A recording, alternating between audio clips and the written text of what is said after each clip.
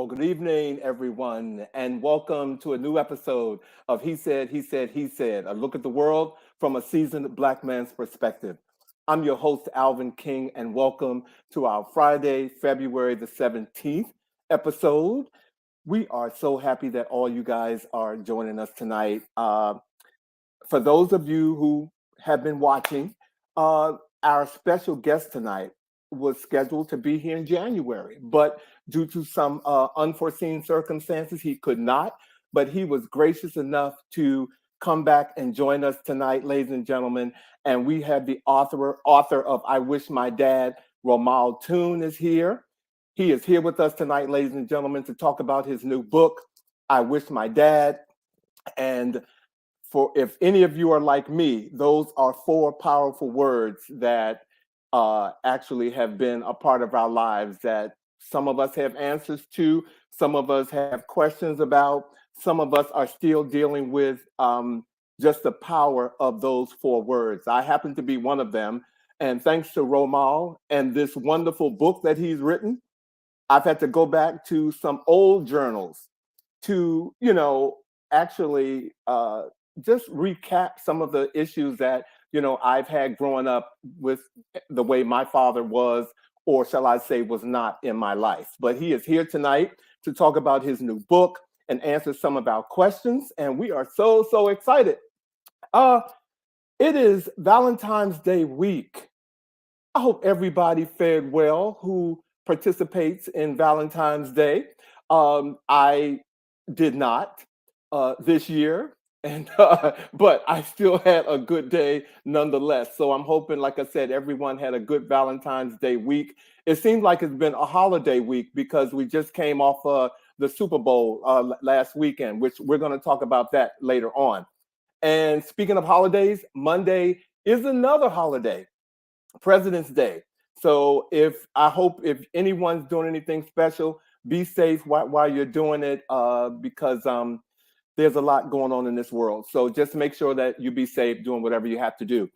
Well, our show is action-packed tonight, and I didn't want to, spend a lot of time talking to you guys without having Bobby and Vash on here. So if you are ready, I want to get on with the chat.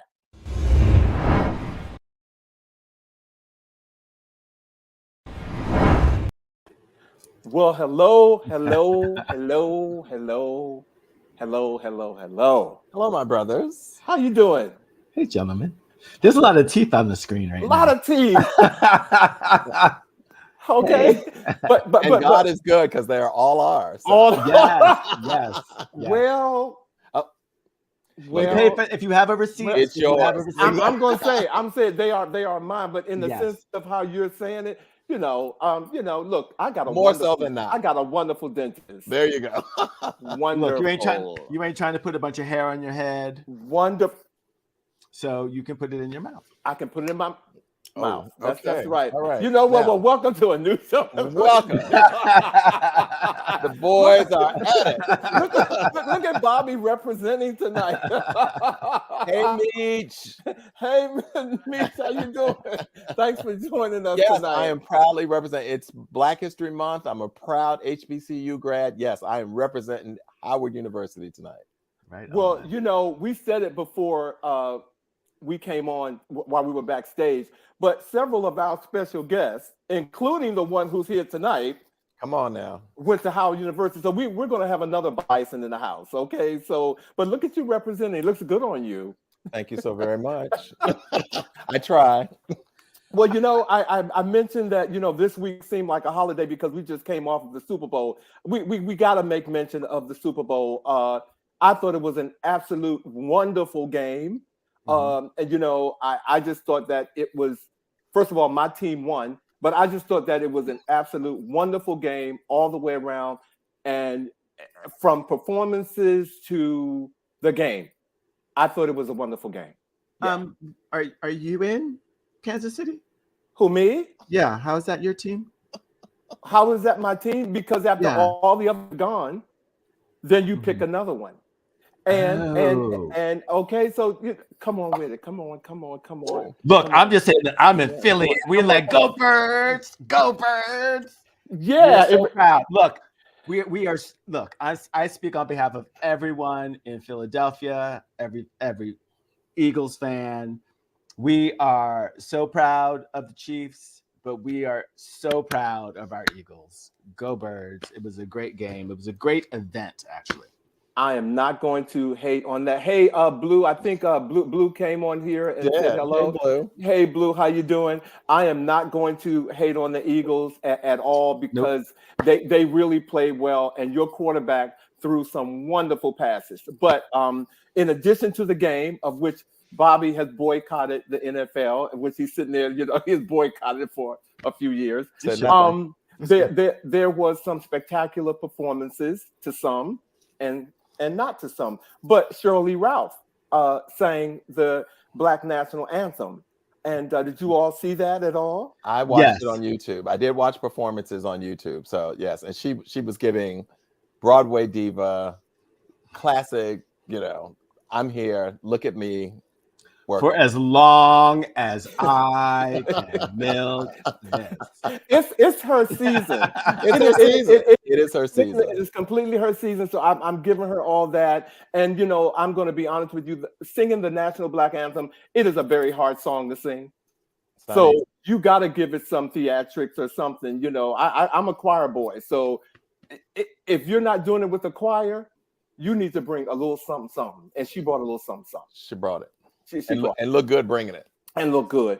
Well, and to keep the momentum going, another girl who's Miss It Girl right now, Rihanna, showed up with two people. Okay. Her one and a half. 1.5. She showed up, and in my opinion, she showed out.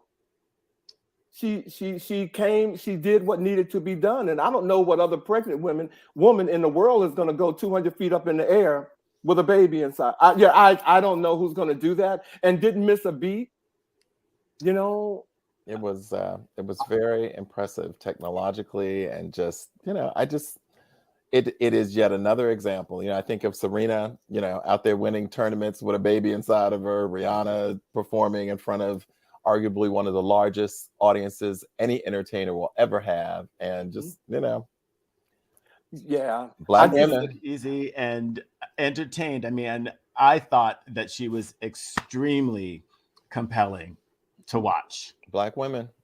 And then when this came out, British Vogue, she's on the cover of British Vogue with her and ASAP. With their new baby. I think I posted, what, if you're going to get pregnant again, you do it after you do this shoot, because this shoot right here that was something this was a magnificent shoot, I thought. But it's her time. It's her season. I will say this to you, though, Alvin. It's been interesting because I have seen on social media a little bit of controversy or pushback around this photo, and questioning whether or not it is not demeaning, but kind of like is emasculating to ASAP, And I find that really interesting, because I don't ever think anyone would ever question if ASAP were standing in front and Rihanna were behind. I don't know if people would automatically assume that it was offensive to her. That we're so used to seeing a man, but the story is about Rihanna, and it's about her being in the moment. And I saw it as what an extraordinarily beautiful image of her man being right there behind her, holding that baby, holding her down, in this being her season. So I saw it very differently, but it was very interesting that there were some possible trolls, because, the internet is full of haters. Yes, they are. Who wanted to pick at the picture. I thought it was absolutely beautiful image of a beautiful Black family. I agree with you. A fragile masculinity to have people see a picture of a family, right, and somehow have to equate roles and positions into who someone is and how they fit into the family. Because if we were going to do that, let's be clear, she's worth billions. she got all the money. She is the breadwinner. But she got the money. She got all the money. What is that song? What better have my money? She got all the money. She opened with that, and we can say that online, but we won't say that tonight. But we're not saying it. That's why I said, what better have my money? And one more thing that people have been screaming about online about Rihanna, her red coat. They were saying that it was satanic. It was a it was a nod to Leon Talley. It was a nod to Andre Leon Talley. But those are people who don't even know who Andre Leon Talley is. You know what I'm saying? Again, these social media trolls who just got to find something to say and don't know when to say it, or even to do their homework to see why she's saying it. You know, I thought it was a good memo. I was like, Cheryl Lee got on red too. I was like, everybody's wearing red. Red is it seems to be the color this season, and Satan is also having his time right now because everyone is doing it or talking about it or saying that someone is honoring or whatever. There it all is. I did it on Sunday. I had on a onesie for the game, and I had a wonderful time. But and so it was red too. It was red too. So thank you all for indulging me in that. It was a great game, and I am so happy that our next our guest is here tonight. Hey Alma, thank you for joining the show. Thank you. I'm so glad that our guest is here because ever since I picked his book up in October, I have been just a second. We got Dennis Williams on here, ladies and gentlemen. Hey, okay. Dennis. What did you say, Dennis? Many great Black women entertainers have had to play second chair to their husbands. It's great to see her not having to shrink in order to be with her man. Yeah. Bring that. Exactly. What does Maurice say? He's saying that it's sad that so many people in our community try to find an excuse to bring men and hyper feminize them. I guess bring men down and hyper feminize them. Yeah, it's just not needed. Again, Facebook trolls, go away. Okay. Oh wow! Did you just do the I dream of Jeannie? Yes, like wham? Go away. Okay. Wow. But as I said, tonight we have a very special guest here. I have his book right here. He has brought up and conjured up some feelings that I thought that I had put away. But the book is excellent, ladies and gentlemen. So if you all are ready, I'm going to go ahead and introduce our special guest tonight. If you guys are ready. Absolutely. All right. Our special guest tonight is Romal Tune. Romal Tune is a speaker, author, and social entrepreneur. He serves as a vice president at TMS Global and is the founder of Clear Story Education, a nonprofit that offers workshops and coaching about mental health.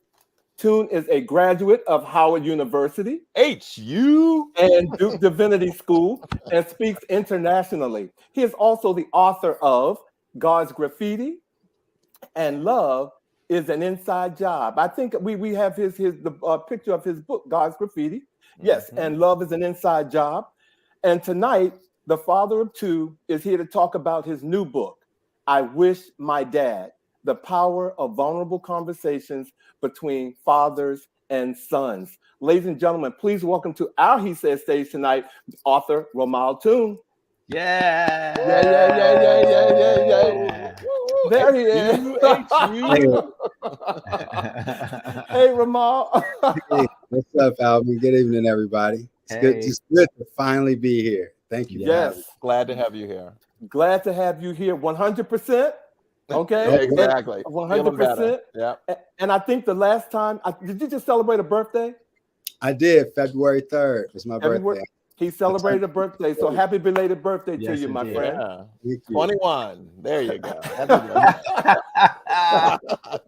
Well, I'm going 41. Oh, look. Okay, that's another talk show. That Romal. So we're not going to say that. Well, yeah, right. But look, again, good evening, Romal, and welcome to the show.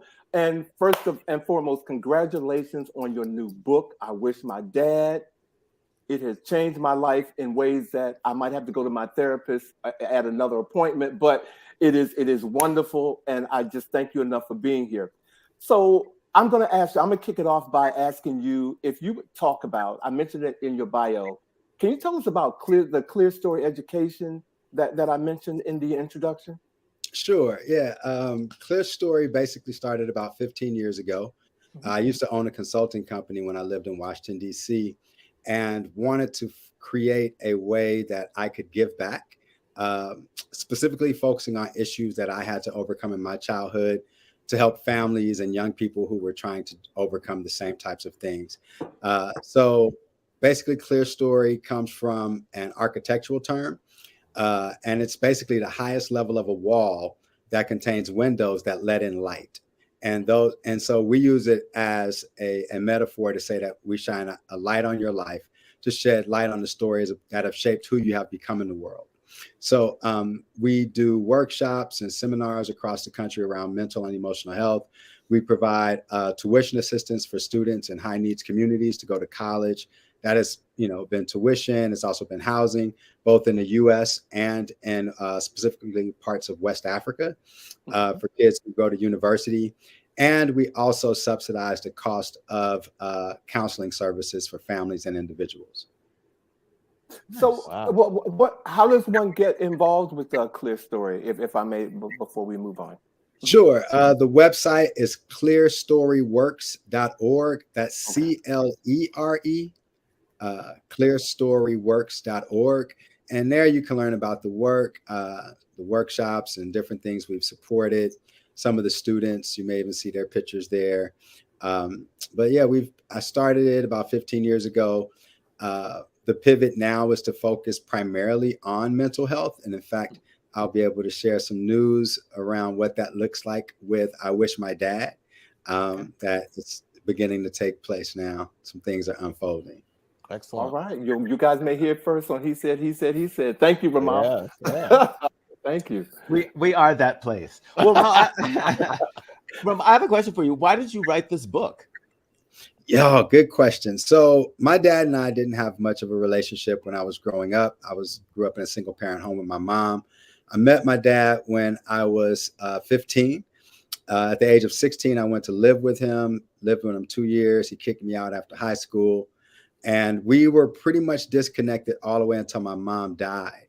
And he showed up at the funeral. And that was kind of contentious. But about 3 years ago, I went to visit him. And basically, I showed up not as a wounded 16-year-old, but as the adult I am now, having done my work, and really had a lot of grace and compassion for him in the fourth quarter of his life. It really went well. And I came back home to Atlanta and just had this flood of I wish my dad thoughts. And in those moments, I felt lonely. And in that loneliness, I wanted to find out if there were other people like me who had I wish my dad stories. In essence, to create a community of people so that I didn't feel alone in the world, and for us to walk alongside each other and find ways to heal the stories of ourselves and break the cycles that we come from. And so I set out and put together a list of 17 people. By the end of January, it was January 3rd when I had the idea. By the end of the month, I'd interviewed 10. By the end of February, I had interviewed all 17 of the guys. Wow. Well, it seems to me that there was something that you felt was missing, that you needed to become whole. What is it that dads give their sons that no one else can? Yeah, man, that's a really good question. What is it that dads give their sons that no one else can? I think in a healthy context, our dads are the first examples of what it means to be a man. They also are able to give us permission to be our best selves and to be who we are truly meant to be in the world. And so they're the first mirror that we look at in terms of who we can be in the world. And by seeing their example, by the lessons we learn. And so when it is a healthy relationship, there's a lot that a dad can offer about what it means to be a man, and exemplify through their actions, not simply their words, but what it looks like to love people well, treat them well with respect and dignity in this body. And so my mom did the best she could with what she had, but there are just certain things she couldn't teach me. My grandmother, who I love more than anything in the world, did the best she could, but I modeled my uncles because they were my mirror into my maleness. And that actually wasn't always the best thing to do. Yes, indeed. I hear that. I mean, yeah, what you said was really, really deep, because indeed, like if a dad is able to be vulnerable, is able to communicate, is able to share freely and be affectionate, that is going to trickle down into his son. So that's really powerful. Your answer was very, very well said. Thank you. Absolutely. And speaking of that important role that fathers can play, you too are a father, as Yeah. Alvin mentioned in your introduction, and you actually co-wrote this book with your son Jordan. So Yeah. I would love if you could reflect on your relationship with Jordan, given the absence of that kind of role modeling other than your uncles in your life, and his specific role actually in the process of putting this book together. Yeah. So, what I've come to learn through doing my own work in therapy and really reflecting back on the stories that have shaped who I believed I was in the world as a man, I came to realize that I was not equipped to be a good dad with the skills that were handed down to me by my uncles and the men in my family. That I was, in essence, living into with my son everything that my uncles taught me. And none of it was healthy. Um, Inner city neighborhood, they were hustlers, and it was everything the streets offer. My Yeah. family has been a part of, Mhm. and in many ways still is. But in becoming a father, I was ill-equipped. I didn't know what I didn't know because the only narrative and example I had was my own story. And that was the script that I was beginning to hand down to my son, which Mhm. was Mhm. not and would not have been healthy for him.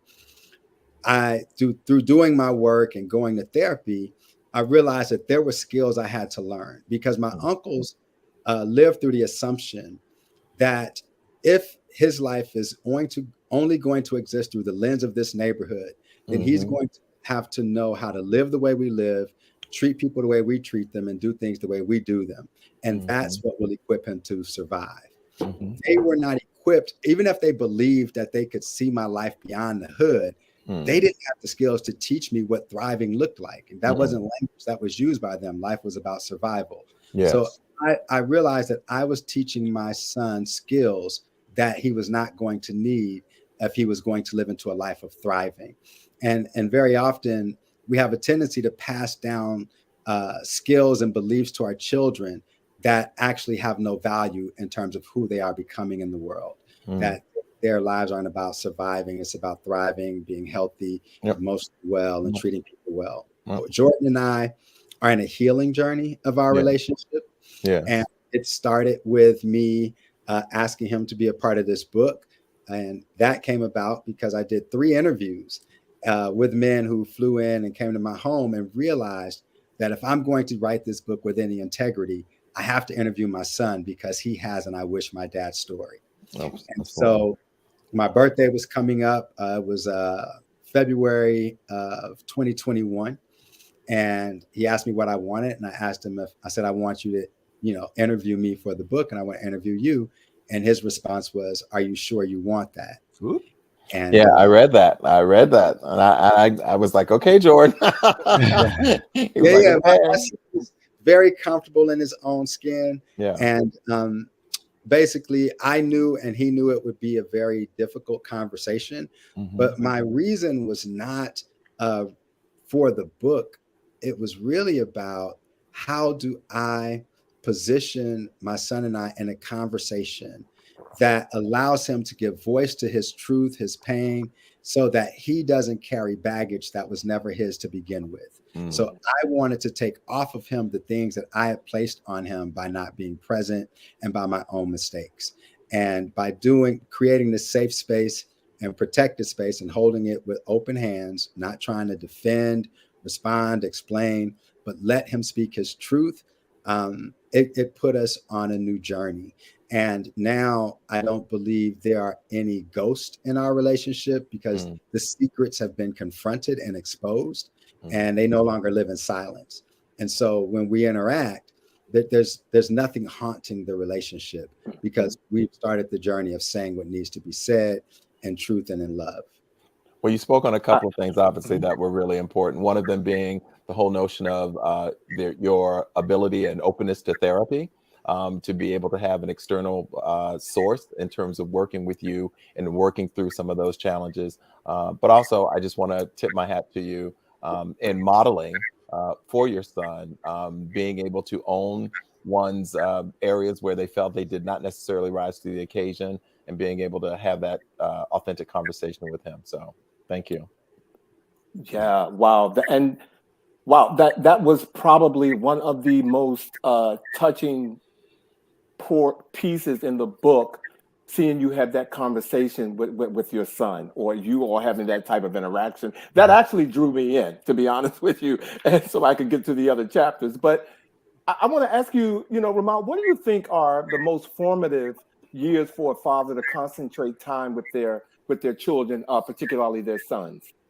That's a good question. But as I think about it, we are all constantly becoming, right? Like all of us at different points in our lives are living into the next iteration of who we're meant to be in the world, right? And so the relationship between a father and son, again, when it is healthy, is one that has value all throughout the journey, as long as you're able to have that connection in a healthy way. So as a child, as a young adult, and even as an older adult, when it's possible to have a relationship with your father that's healthy, there's still that wisdom that comes from a father as well that can be passed down along the journey. So, in terms of the formative years, that might be a question for a therapist, but and thinking about it through the lens of my own journey.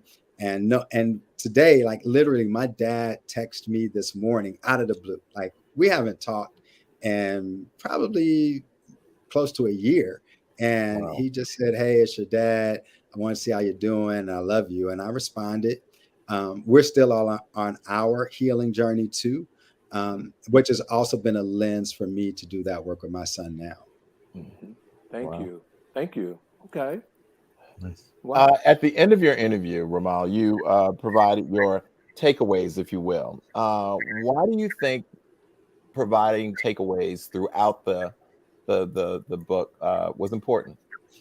Yeah, the thing about the takeaways is one, they were written by Kendra Frazier, who's also a master social worker and a therapist.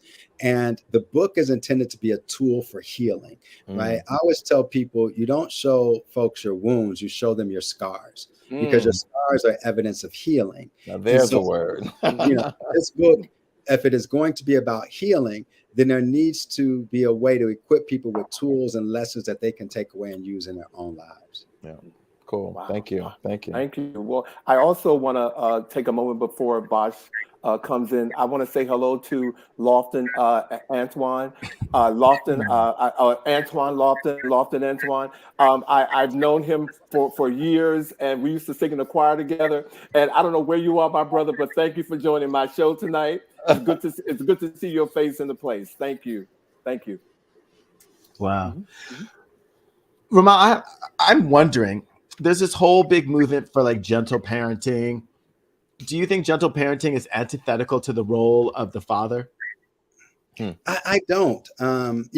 First of all, in my experience, the models of maleness that we've been given, and for many of us, especially like in my family, be tough, be strong, don't cry, be a fighter, carry all of it. When I look at the people who taught me those things and I look at their lives, that concept actually didn't serve them well at all.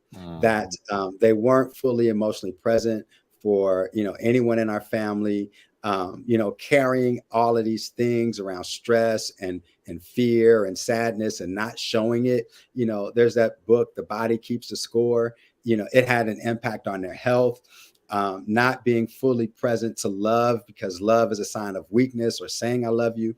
Those things actually don't serve anyone well. And they're a model of maleness that I think it's time to question and ask, why can't I cry? Why can't I express when I'm afraid or sad?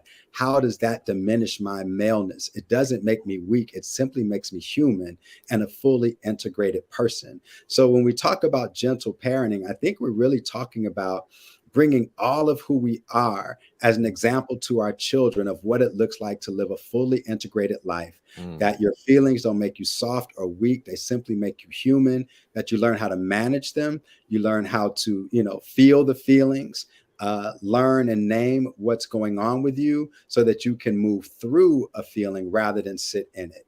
As one of my therapists says, your feelings are, especially fear, is a message carrier. It's like a mail person. You don't, when they drop off the mail, you don't invite them to stay. You receive it, you look at the message, and you send them on their way. And so oftentimes some of our feelings around fear and angst are here to deliver a message. And the question we should be asking is, what are you here to teach me? When we're able to understand that and model that for our children, we're not living into a soft model of parenting. We're showing them what it looks like to be fully human and live a fully integrated life. So based on all of that you just said, what did you think of the Vogue cover with Rihanna and ASAP and the baby? I loved it because, again, you know, I heard the conversation.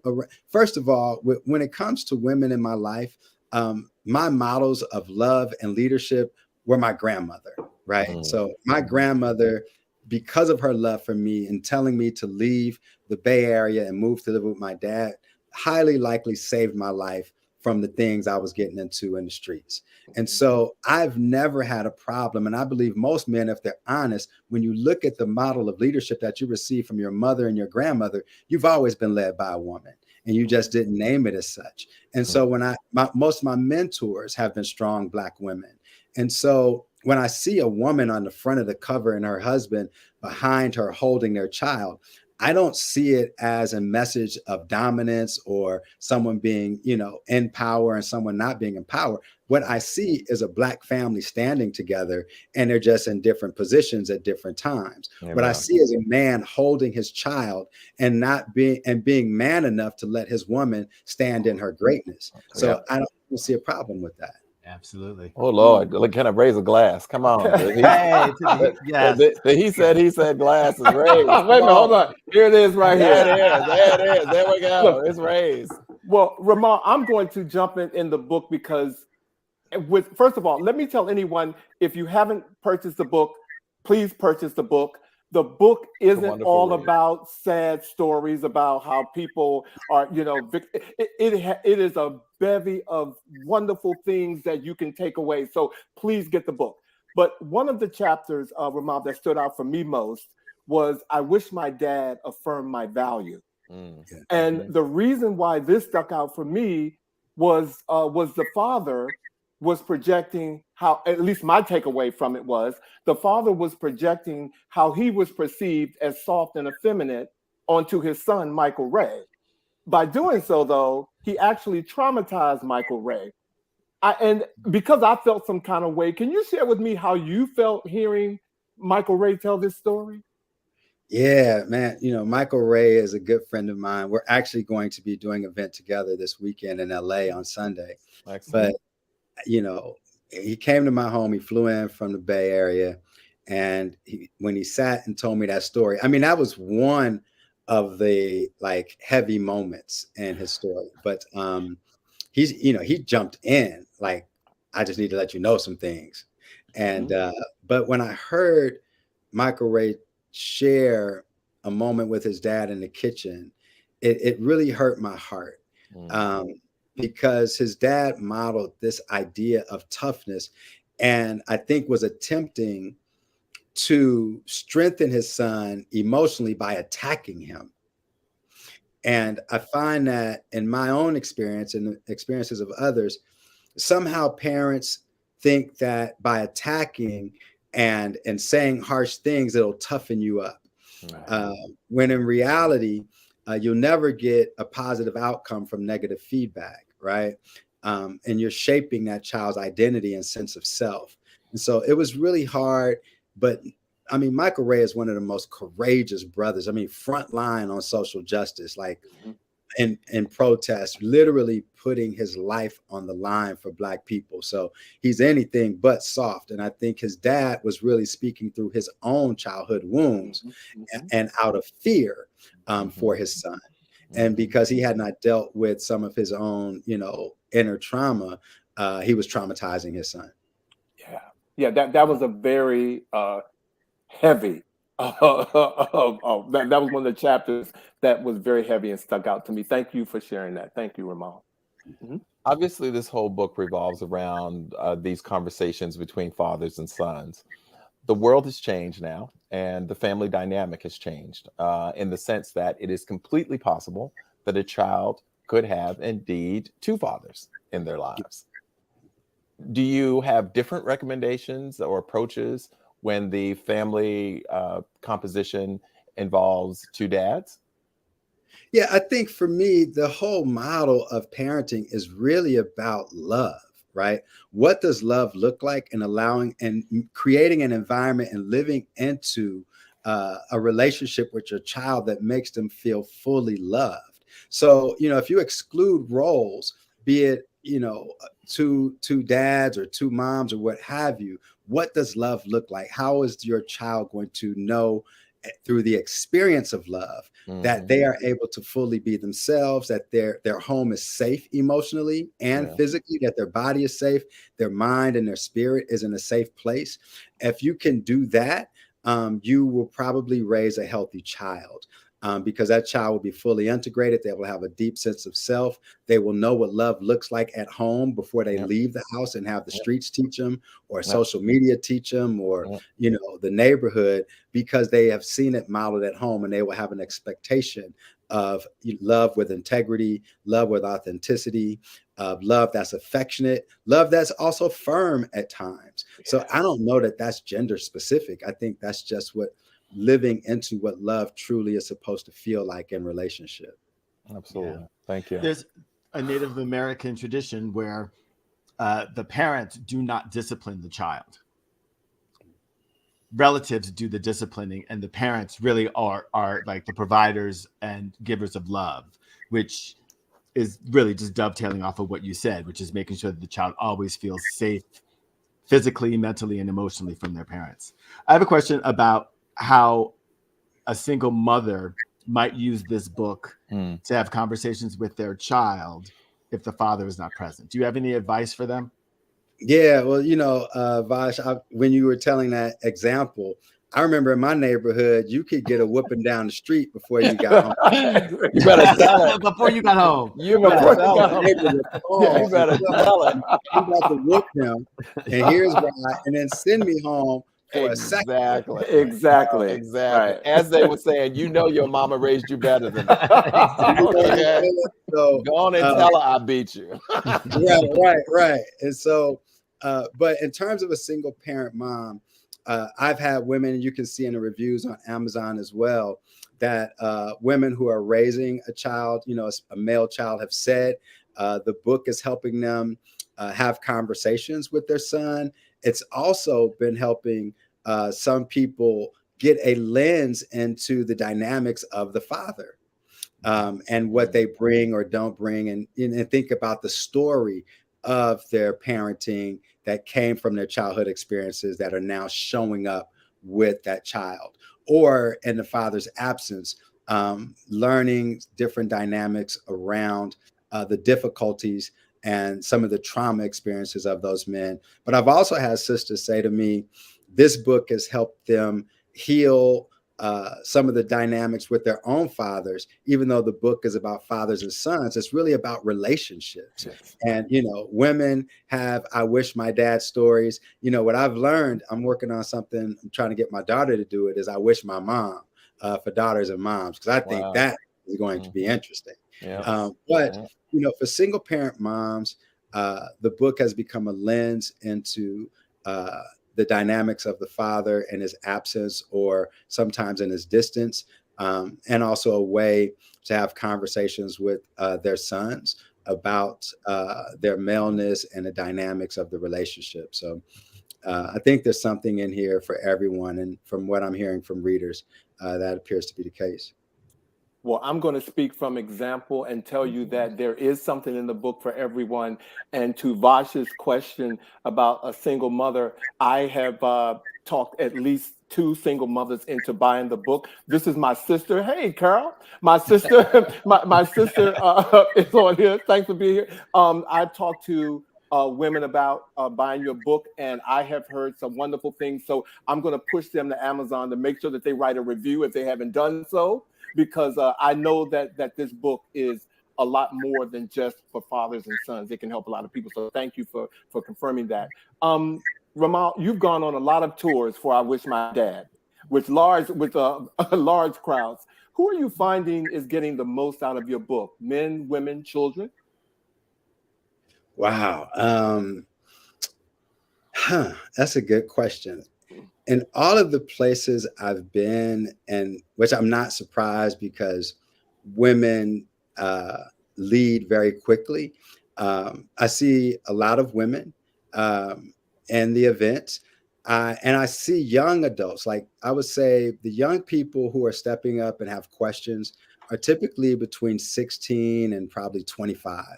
And they're courageous enough to ask their questions. They want to know how to initiate conversations with their fathers. And then I would say another group is older adults, folks who are like 65 and older. And their question is really around, how do you heal when your parent is no longer here? Yeah. And one thing I tell them first is there are ways to do that healing work without the parent being present. And you can learn how to do that by going to work with a therapist who can work with you through the lens of what you need on your healing journey.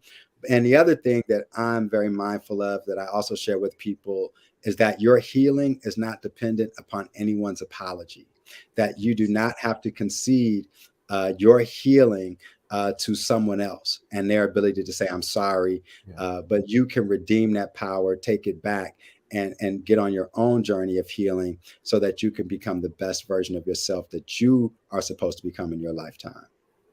Amen. That's powerful. That's important to know, because whatever your journey is, you are who you are because of it. And the best thing to do is to learn how to stand up in that and move forward. Own it. Yeah, you know, one of the things, Vash, around that, I have learned that I need to redeem the better parts of me from my past pain. In other words, what I mean by that is when you do your healing work, you can make your trauma submit to your greatness. And when your pain and your trauma submits to your greatness, the pain and trauma now becomes a tool that you are able to use rather than the trauma using you. Yes. And so the question that I'm often living into is, who am I without my trauma? In other words, I am not allowing my trauma to use me, but I'm now using it as a tool so that I can give medicine back to the world. Yes. And so when I think about current relationships and the trajectory of my life, my beliefs, the desires that I have, that I'm not viewing the world and people through the lens of my pain, but I'm viewing them through the lens of my greatness, and I'm making my pain submit to the greatness and using it as a tool. I have this philosophy called reset zero. Zero is at a place where everything behind you is negative, but everything forward is positive. Taking stock in what has happened, it is what it is, and let's make it what it's going to be. Thank you. Ooh, wow. Okay. So wow, that's a lot. That's a lot. I just want to take a very quick second to say, like, it is bringing me such joy hearing your verbiage after reading the book, because it's a beautiful marriage first and foremost. But I just love that, Alvin has provided this vehicle for such extraordinary brothers and sisters to come forth and share their knowledge and their pain through here and offer healing. And it's just a wonderful moment. But I personally was really taken with the interviews between you and your son in particular. There's a lot that's there. And you mentioned a little earlier when I asked you about it, some of the things that you hope people would take away. But one of the questions I have for you is, he was clear in asking you, are you sure you want this? And you acknowledged that it could be a difficult conversation. If there is one thing that you were surprised to learn about your son in those conversations, what was that?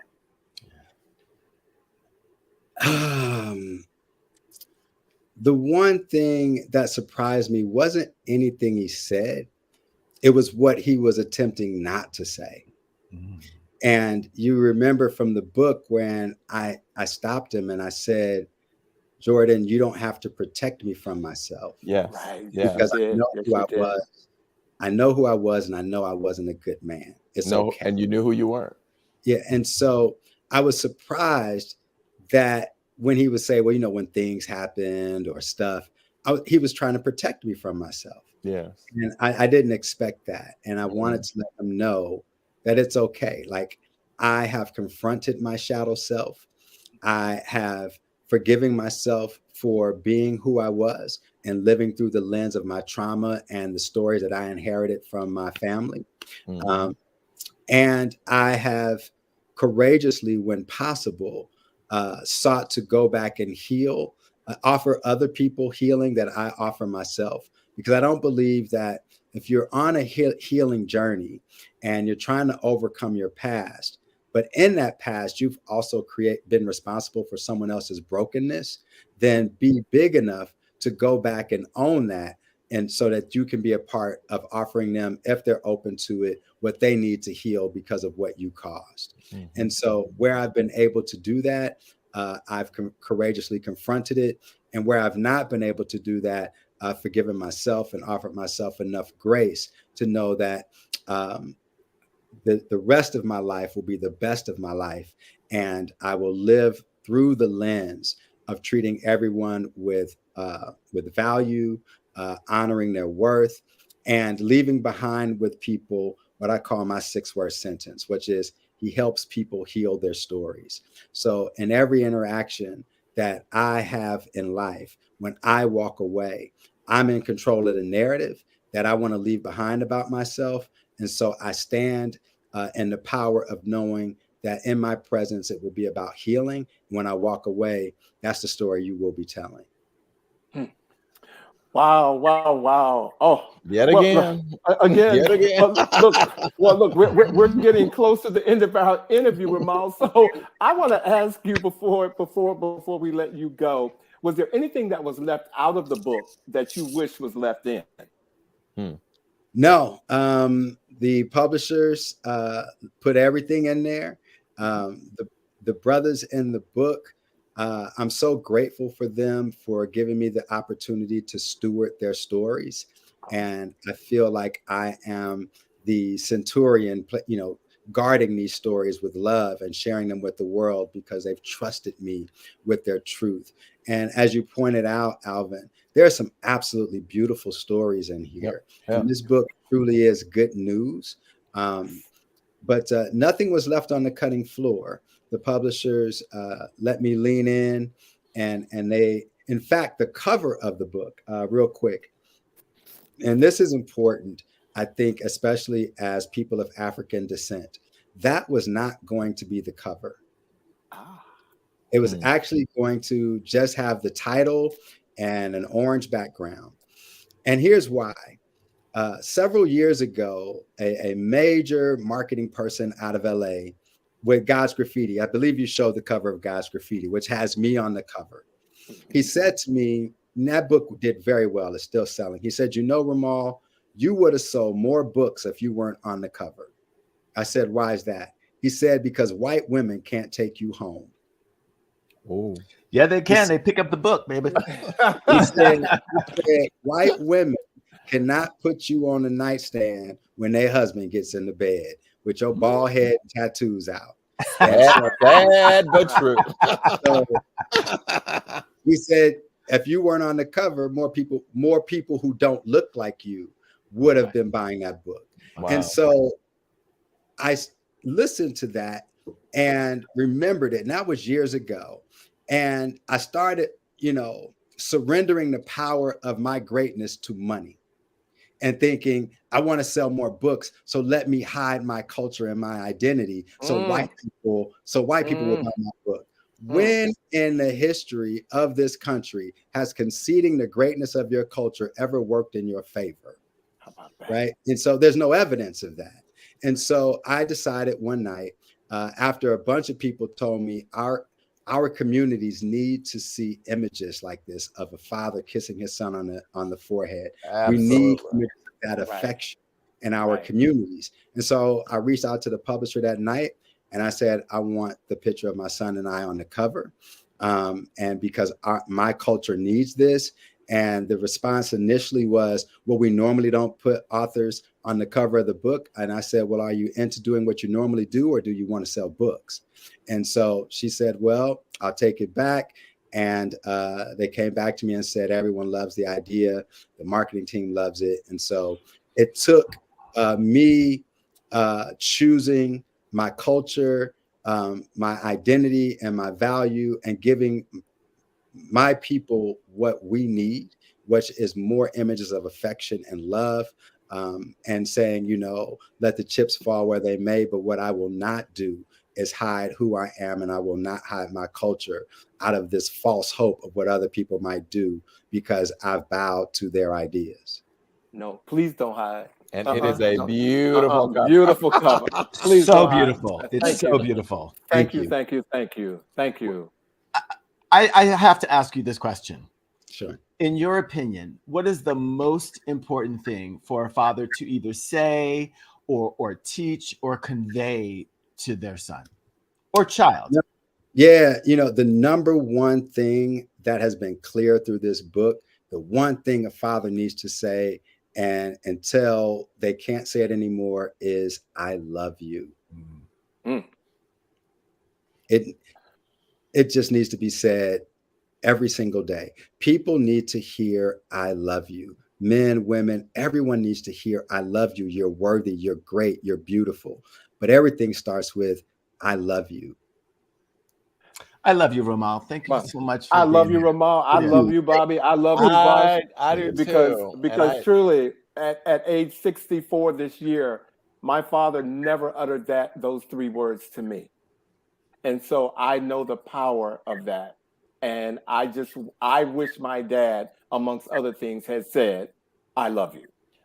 And we had conversations, as among the crew here, as we were reading the book. And that is one of the things that as Alvin was sharing that, my heart went out to him, because I grew up in a household where the image of you kissing your son, and it could have been reversed in my lifestyle as well, because my father was always extremely affectionate with all of his children. Anybody who knew the Edwards household know that my dad was 84 when he left in 2015, and we still kissed one another when we left. Like I spoke at both my mother and my father's services, and one of the things I said at both of them is that the greatest gift they gave me was I have never known a day without knowing that I was loved by my mother and my father. It is one of the greatest gifts that sustains me in their passing. Well, thank you, Brother Bison. Now, guys, I know we have to go. I just want to share this based on what Bobby said. For some of us, we didn't receive healthy models of what love looks like. And so as adults, we live with this angst in our bodies when people who know what love looks like offers it to us. We don't know what to do with it. For so long, when my male friends would hug me and say, I love you, it would freak me out because no one modeled that for me. Mm-hmm. And I had to realize that there were wounds in my story that made me afraid of hearing love and affection from a man. And so I had to redeem the power from those wounds and realize that, one, I'm worthy of love, that it is healthy and okay for someone who looks like me to say, I love you, to offer affection, because it's simply love.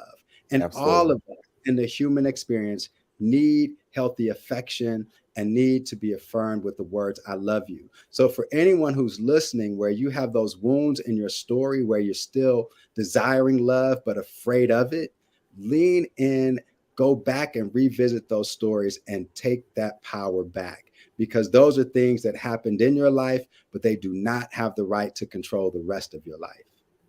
Wow. Ladies and gentlemen, we are at the end of our interview, because we could have Romal on here until Sunday. Mm-hmm. But Romal, first of all, let me say thank you for blessing us tonight, man, and for sharing with us. I wish my dad. You are phenomenal. The book is phenomenal, and I want everybody to go to Amazon tonight and get the book, if you will, please, because it is an amazing book, and it's more than just a book. It is a tool.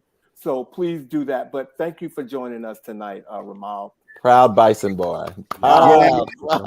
Thank you. Thank you, Alvin. Thank you, Vash. Please write reviews. Two things. We're working on a docu-series, Wish My Dad, that we want to have come out. And also, the book is now being turned into a program around mental health called The Wellness Project. And we have submitted several grants to turn I Wish My Dad into a national program for families. Wow. Sean just said he's ordering his right tonight. He's and I just saw another bison of sweetheart Kim McClellan. Thank you for being here, my sister. Oh Hey, my Kim. God! Oh my God!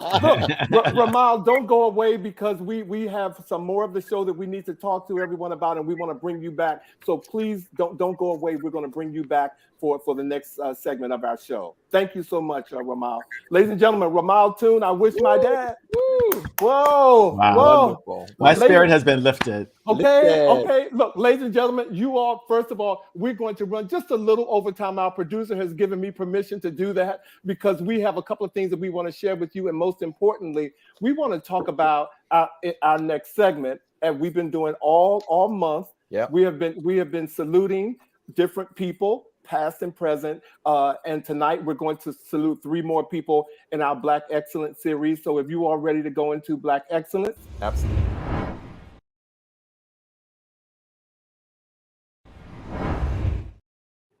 All right, Bobby Edwards, take it away. I am happy to start this week's segment honoring my brother, David J. Johns.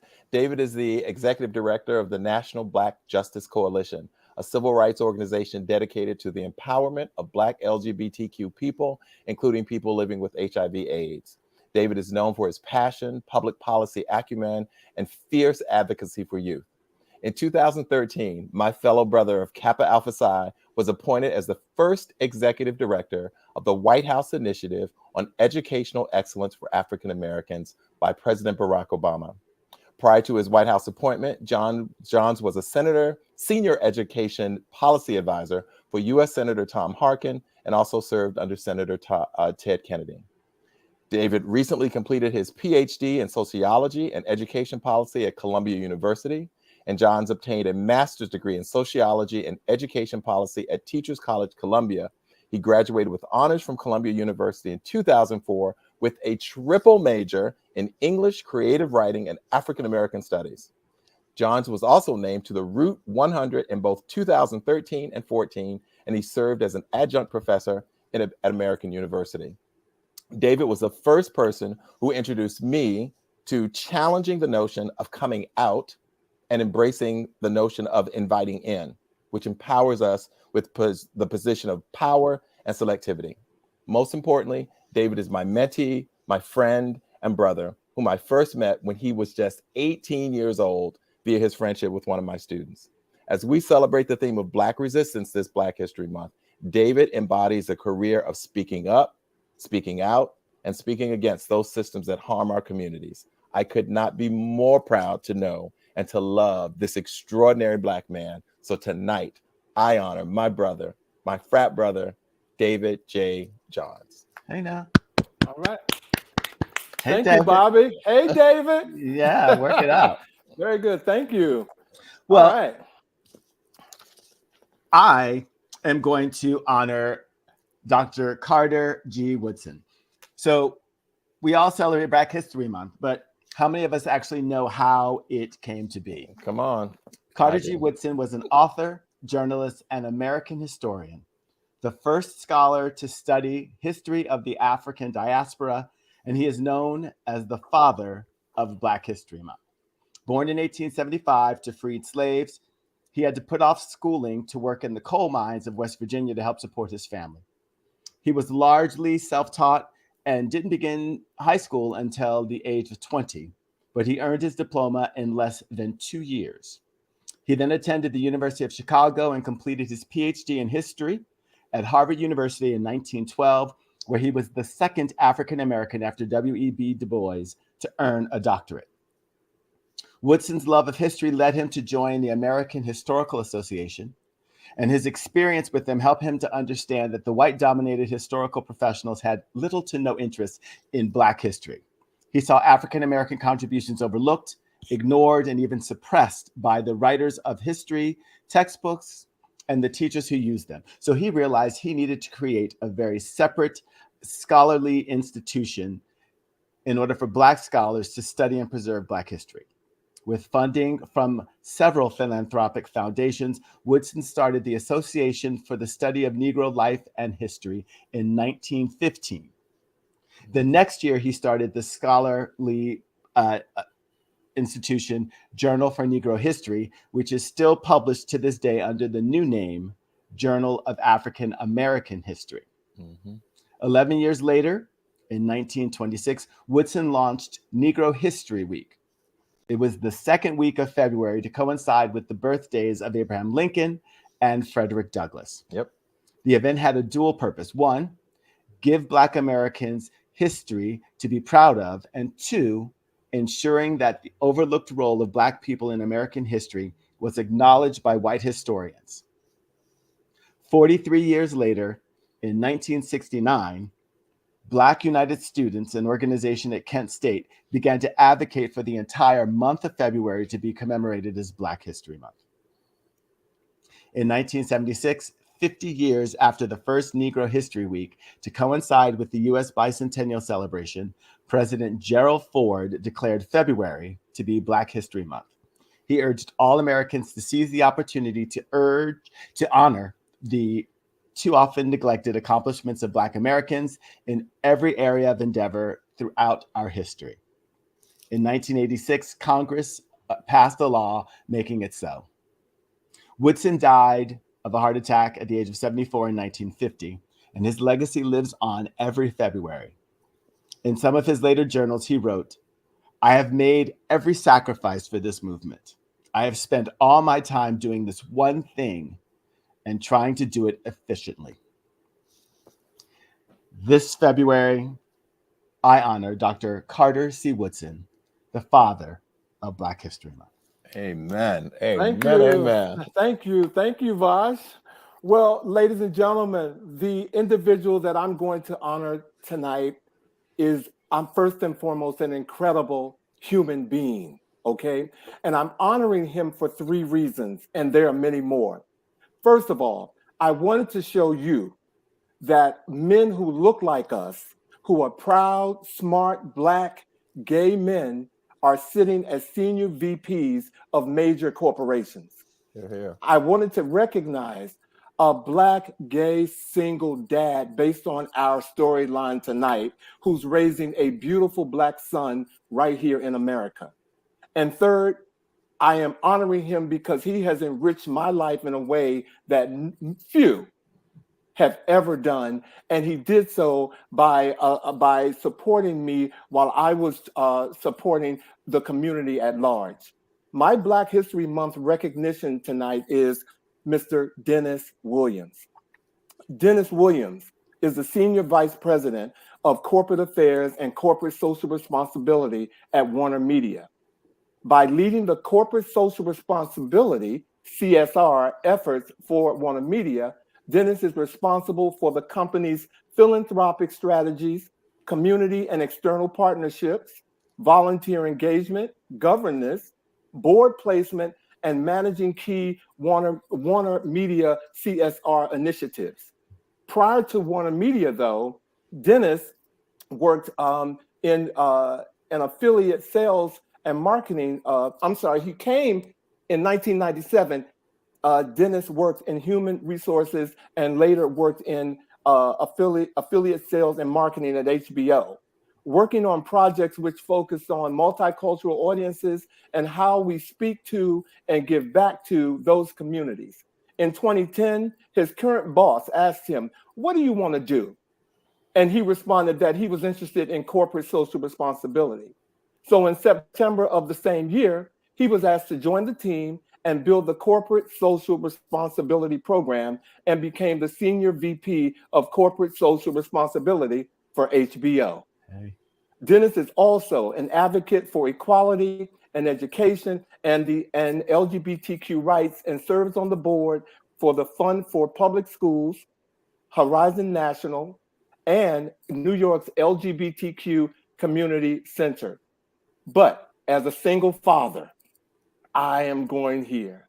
Dennis and his son Elon have an incredible father-son relationship that I have had the honor of seeing up close and just have admired how he has fathered his son. He and Elon were chosen for a father-son edition for a fashion spread and has even graced the covers, if we could keep moving, Oh, covers come of the on. 2018 Luomo Vogue, okay, cover, okay? And of course, as you just saw, he is truly a Kansas City Chiefs fan, ladies and gentlemen. But beginning in December 2022, Dennis and Elon are now featured every Wednesday evening on the ABC series The Parent Test. And He's one of the parents. Oh, and I he love has it. received some sharp criticism over his parenting choices. He and 11 other parents invited cameras into their homes to allow us to see how they parent for an open discussion about their different parenting styles. But in this next clip, I want you to see Dennis as he's being asked about fatherhood. If we could run the clip. I have a final question for you. What does fatherhood mean to you? It means so many things. What surprises me is how much I think about the future. And I think this is the case for a lot of parents. I don't think about my future, I think about his future. I spend so much time, I interpret news stories and climate change. And I always think, like, what's it going to be like for him, right? And what role do I have in ensuring that whatever faces him in the future, he's equipped with the tools and the resources and the ability to navigate and manage those circumstances. And so I spend a lot of time thinking about, how he pays for college. It's not about my student loans. It's about whether or not it's going to be crippling for him and his generations after, or like all of those things. It's to move out of a selfish space and out into a selfless space, right? To recenter my thinking around another human being. You don't have to be a parent to experience that. You just got to find someone whose life matters so much to you that you're willing to make sacrifices and changes in your life for their life to be